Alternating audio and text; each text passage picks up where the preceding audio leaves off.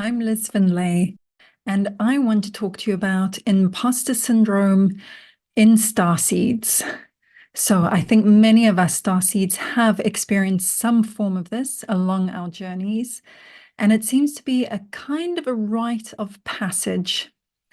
So imposter syndrome is when you believe that your success is not deserved. And where this can show up in Starseeds is that, we are very spiritual beings. And often we don't believe that spirituality and success, especially financial success, should go hand in hand.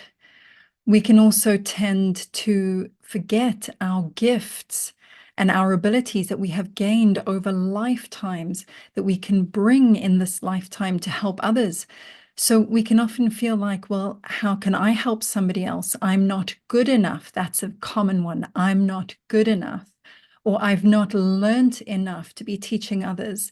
I don't have enough experience to be teaching or helping others. Why should people look up to me? Why should people listen to me and what I have to say, what I can share? And in reality, the pure nature of being a starseed means that you are here on a soul mission to help raise the vibrations of this planet and help with the 5D ascension.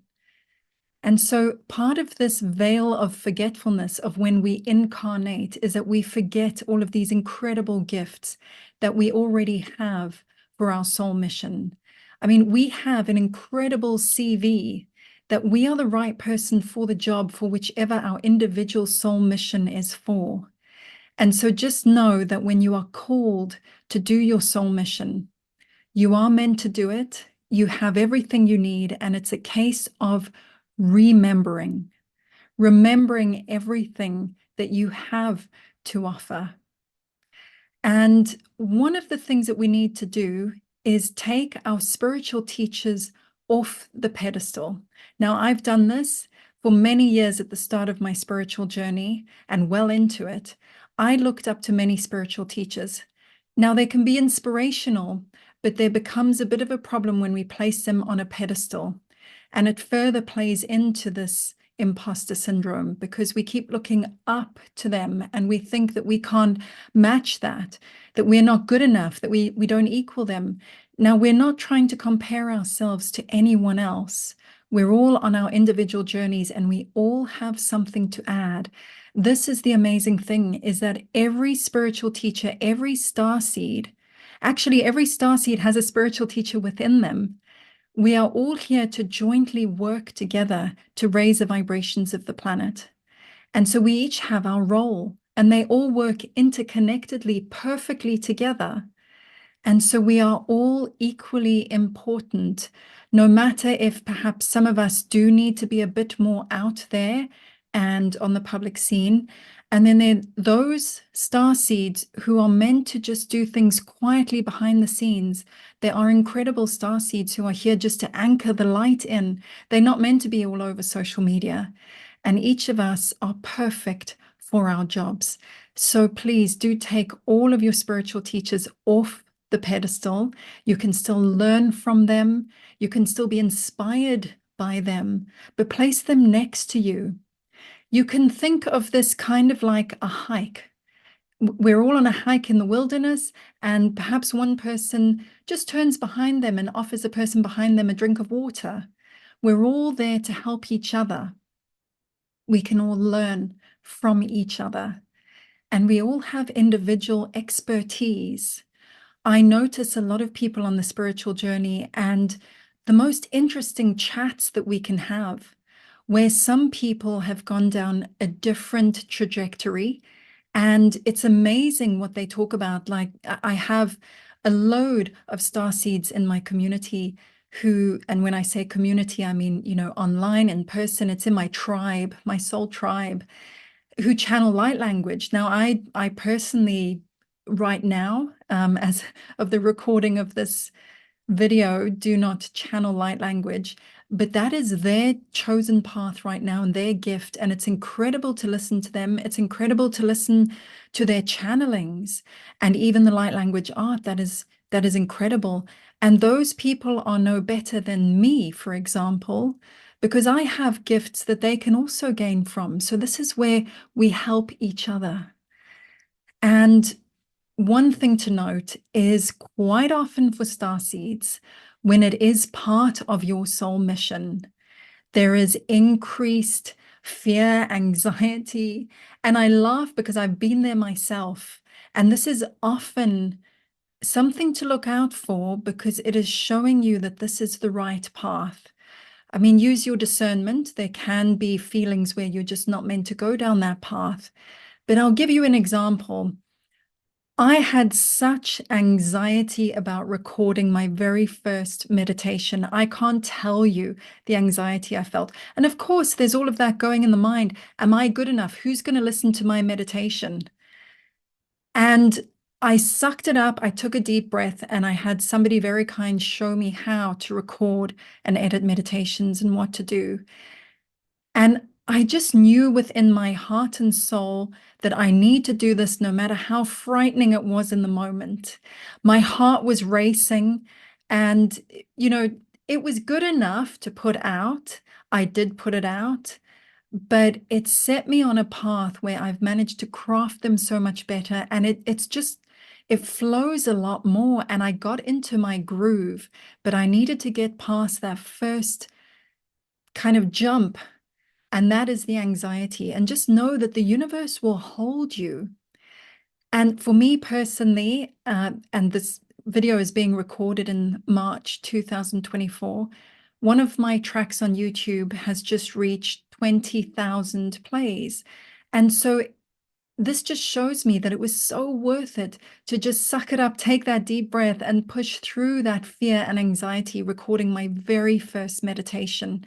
And so I encourage you to do the same. You will feel that you'll have a knowing. It'll either be a sensation, just a general knowing, maybe even visions. It is your individual intuition that is going to show you that, yes, this might be scary, but push through it. This is your path. A similar thing happened to me with webinars. So I do run webinars and events for Starseeds. And back then, this was around 2020, I just kept thinking to myself, yes, one day I will teach. I had already qualified as a Reiki master teacher, and I had and still have no plans to teach groups of students, you know, attuning them to Reiki 1 and Reiki 2. But I thought eventually I'll do some videos. But I had all of the imposter syndrome stuff running through my mind as I don't have enough experience. I've only just qualified. Who am I to teach others? You know, I need probably a number more years, maybe many more courses behind me before I can teach. And then I was gifted such a beautiful opportunity. It was through a business networking one-to-one. Now that is when it's just two of you outside of the meeting who get to know each other a bit better. And this lady, Justine, bless her, we had a chat to get to know each other a bit better. I didn't know that she was actually Reiki trained already. I think she was Reiki 1 at the time, possibly. And I heard about her business, she heard about mine, and then she asked a few questions about Reiki. And by the end of the 1 hour, because generally you just have about a 1 hour, depending on your time, getting to know each other. After the 1 hour, she said to me, you know, Liz, I have learned more from you in this 1 hour than I did on my whole Reiki course. And I was quite astounded. And that was the gift I needed. It was the confidence that then sparked me creating my very first webinar. And I've run many since then. But I thank Justine so much for just saying that to me, because it helped me then see beyond the imposter syndrome and beyond these doubtful thoughts of who am I to teach? What do I know? How much do I know? I don't know enough. Will I be able to answer people's questions? At the end of the day, you can probably answer many of the questions. And so what if you can't answer all the questions? That has been such a revelation to me, is just to be honest to people sometimes and say, you know, that's a really interesting question and I don't know the answer. I'm going to go and have a look. And people value that. I value that when people are honest with me and they say, I don't know the answer to that, because it makes me trust in all the other things that they say. So when I then decided to run my very first webinar, I took a baby step. I decided to offer to a few friends and clients who I really trusted in. I think there were maximum about 7 people who were already Reiki trained, and I offered a kind of add-on webinar of things that are not usually taught in Reiki courses. And I said to them all, this is for free, in exchange for constructive feedback and helping me learn from the process. So I decided to do it all as if it was a live webinar. I ran it through Eventbrite, which is the platform I choose to use to host the ticketing and the reminder emails and all of that. And I did everything as if it was a real live event.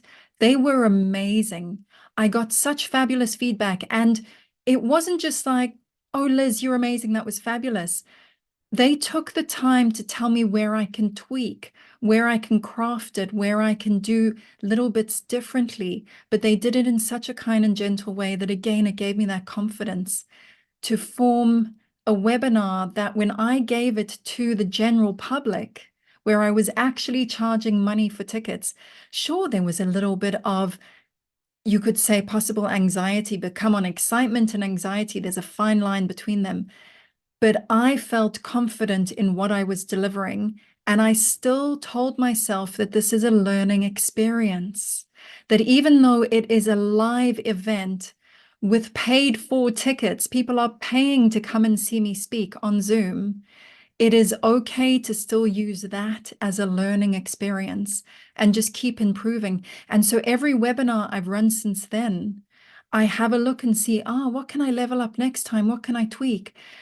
But I start with something that Louise Hay says in one of her books, is I always congratulate myself straight after the event that was well done, that was amazing. And then I have a look at, okay, where can this be tweaked and improve for next time? And so I encourage you to help with this whole imposter syndrome and feelings of doubt, feelings of anxiety going down your soul path, of all of these things that could bring you fear. Is every time that you have done something that is fearful and you've just done it anyway, is congratulate yourself, celebrate that. Find a little way, do a little happy dance. And then you can look at the ways on how to improve for next time. That is what helps you to move forward and level up and have excitement for the next time you run it. If you berate yourself straight off the back of an event, oh, that should have been better, I should have done that differently, it's very difficult to build that excitement for the next time you're going to run it, or whatever it is you're crafting in your life, whatever is your soul mission. Celebrate those little milestones, those big milestones, and you will enjoy the journey. So I hope my share has inspired and helped you today. And do share in the comments below of any kind of milestone or even how you celebrate the journey and your soul mission here on this earth plane. So do check out my website and my YouTube channel if you are interested in joining me on any events. Bye.